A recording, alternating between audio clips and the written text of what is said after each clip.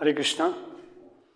आज देखेंगे आप लोग interrogative sentences of past indefinite tense.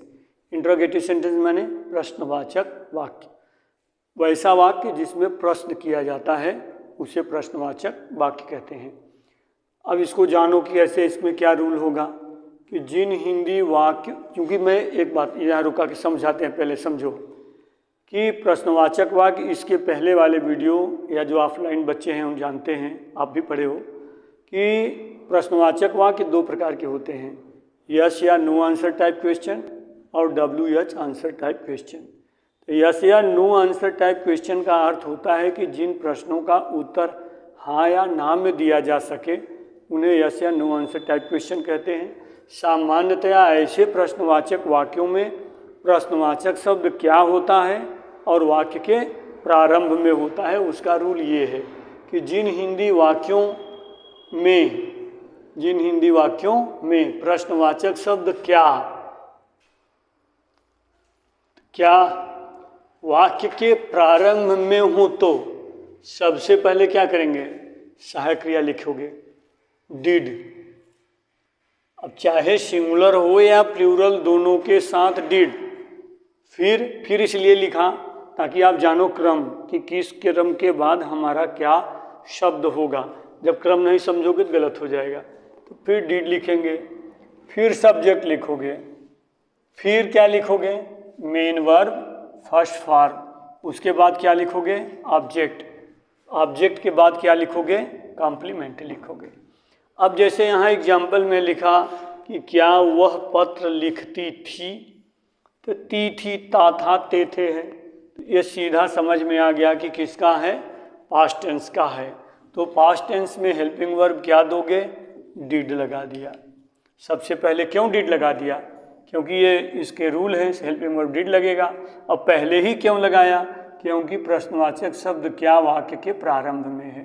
तो जब प्रश्नवाचक शब्द वाक्य के प्रारंभ में होगा तो सबसे पहले क्या लिखोगे, डिड। फिर क्या लिखेंगे, ही। अब क्या लिखोगे, इधर से right.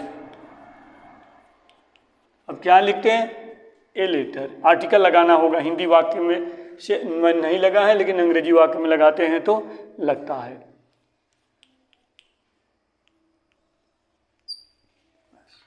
Did he write a letter. अब क्या वे विद्यालय जाते थे, तो यहाँ कैसे लिखोगे, यहाँ प्रश्नवाचक चिन्ह लगाइए, did they go to school, did they go to school, क्या वे विद्यालय जाते थे। समझ में आया कि नहीं है। तो इस प्रकार ये रूल 1 है। अब देखो रूल नंबर 2। अब देखो रूल नंबर 2 में क्या है, रूल नंबर 2।